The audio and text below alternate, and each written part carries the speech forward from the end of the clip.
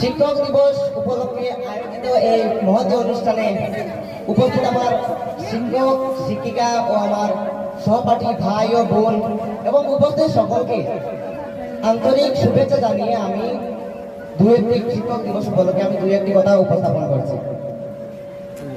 5 September ভারতের ইতিহাসে একটি স্মরণীয় এবং গুরুত্বপূর্ণ দিন। কারণ এই 5 সেপ্টেম্বর দিনে সমগ্র বিশ্বে সমগ্র পৃথিবীতে শিক্ষক দিবস হিসেবে পালিত হয়ে আসছে। তো এই দিনের মাধ্যমে প্রত্যেক শিক্ষক শিক্ষিকার প্রতি ভালোবাসা এবং সম্মান প্রদান করা হয়। বলা হয় যে একজন মা জন্ম দেন, কিন্তু একজন ভালো শিক্ষক জীবন দান করেন। শিক্ষা ছাড়া একটা জীবন মৃত প্রায়।